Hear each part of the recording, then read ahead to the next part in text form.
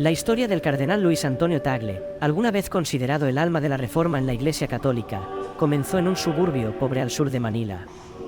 Allí creció el pequeño Cheeto, como le apodaban, entre los gritos de su abuela vendiendo gachas de arroz en la esquina, entre pequeñas alegrías y muchas dificultades en una casa estrecha.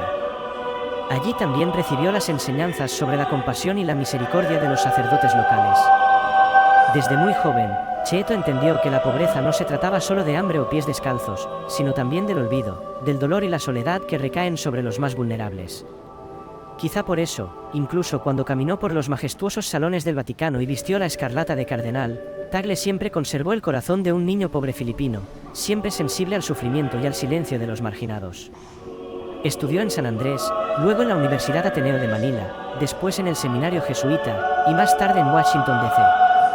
Cada paso lo acercaba no al poder, sino al servicio. A su regreso, Tagle fue rápidamente confiado con importantes responsabilidades, como párroco, rector de seminario, y luego obispo. Siempre fue conocido por su amabilidad, humildad y una extraordinaria capacidad de escuchar e inspirar. Los pobres lo adoraban porque aparecía sin avisar en los callejones, compartía comidas sencillas en sus casas improvisadas. Los jóvenes lo admiraban por su apertura, por ser un líder que no rehuía de hablar sobre temas difíciles o controvertidos.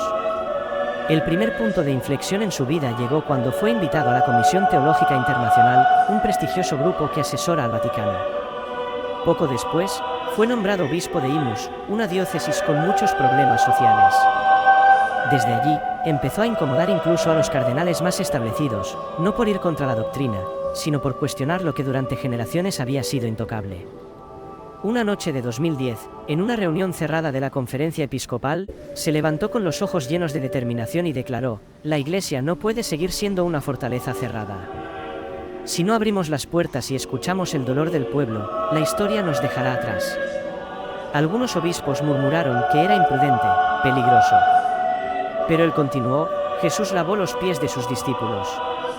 Si no nos inclinamos, nunca veremos las lágrimas caídas a nuestros pies». Desde ese momento, dejó de ser un simple obispo joven y talentoso. Se convirtió en símbolo de un nuevo viento en la Iglesia filipina: compasión, inclusión y reforma. En 2011, cuando fue nombrado arzobispo de Manila, hubo celebraciones en las calles. Pero en su corazón, Tagle estaba preocupado: ¿cómo podría la Iglesia ser verdaderamente refugio para los pobres y excluidos? Asumió el cargo con una misa sencilla en una parroquia pobre, sin banquetes ni declaraciones a la prensa. Niños descalzos lo esperaban en la puerta. Esa imagen era una promesa silenciosa: quiero ser un pastor que huele a oveja. Su estilo de vida sencillo generó admiración, pero también incomodidad. Algunos clérigos más conservadores temían que su enfoque erosionara la autoridad y el esplendor de la Iglesia. En reuniones, cuando proponía reducir rituales ostentosos o destinar recursos a los pobres, surgía oposición. Una vez, un cardenal anciano dijo: «¿No ves que la liturgia es símbolo de la dignidad de la Iglesia?». Tagle respondió: «La mayor dignidad de la Iglesia está en la compasión por el que sufre. Si hay niños con frío y hambre, todos nuestros rituales son cáscaras vacías». Las críticas no se hicieron esperar. Lo tildaron de ingenuo, idealista, incluso de peligroso. Pero fuera de esos muros, los pobres y enfermos agradecían. Por primera vez, sentían que alguien los escuchaba de verdad. Bajo su liderazgo, la arquidiócesis de Manila se transformó. Expandió programas sociales, acogió a discapacitados, huérfanos, personas de todas las creencias. Animó a sacerdotes a vivir en barrios marginales. En redes sociales se convirtió en el pastor digital, escuchando e inspirando. Enfrentó una de las crisis más duras con los abusos sexuales del clero.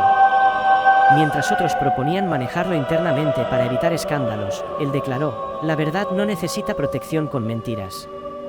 Llamó a una investigación pública, pidió perdón a las víctimas y lloró ante la multitud. Solo somos fuertes cuando sabemos reconocer nuestros errores y curar nuestras heridas. En 2012 fue nombrado cardenal, uno de los más jóvenes. La prensa lo llamó el Papa Francisco de Asia. Él simplemente sonrió: «No necesito ser papa, solo siervo de Dios y amigo de los pobres». En reuniones vaticanas alzaba la voz en favor de los marginados. Un cardenal conservador lo acusó de poner en riesgo la identidad de la Iglesia. Tagle respondió, la tradición no es una cadena, es una base desde la que podemos amar a los que más lo necesitan. Si cerramos la puerta, ¿quién salvará a los que están fuera? En otro debate, le preguntaron si permitiría a los externos acercarse al altar. Él respondió, si la iglesia es el único lugar donde no son bienvenidos, ¿podemos seguir llamando la casa de Dios? Cristo comía con publicanos y lavó los pies de quien lo traicionaría. Su declaración más citada surgió entonces, si la iglesia no es hogar para los que han sido dejados atrás, ya no es la iglesia de Cristo. También fue voz pública en temas difíciles. Criticó la guerra contra las drogas del gobierno filipino, defendió a migrantes, abogó por la inclusión y dignidad de personas LGBTQ, aun sabiendo que lo criticarían.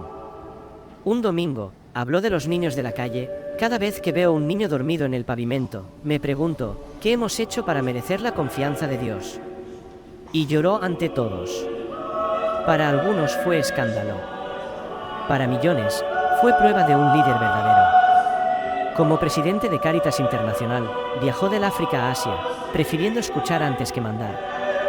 Pero cuanto más abrazaba a los pobres, más se aislaba en Roma. La vieja guardia murmuraba. En una reunión decisiva, un cardenal lo acusó, la iglesia sobrevive por disciplina, no por lágrimas. Tagle respondió, no creo en una iglesia que se aferra a la ley para conservar poder. Creo en una iglesia que llora con los que sufren. Si la tradición cuesta compasión, ha perdido su propósito. No mucho después, se anunció su retiro por motivos de salud.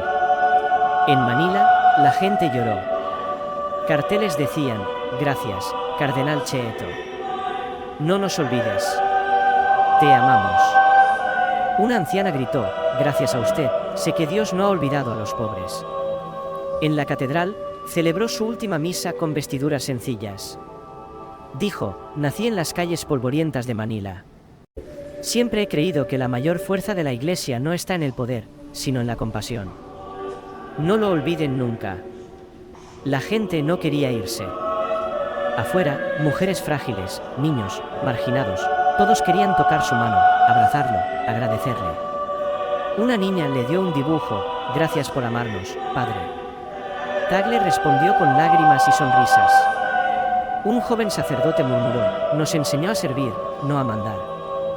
Antes de irse, tomó el micrófono una última vez, tal vez un día yo no esté aquí, pero no dejen que estos muros se enfríen.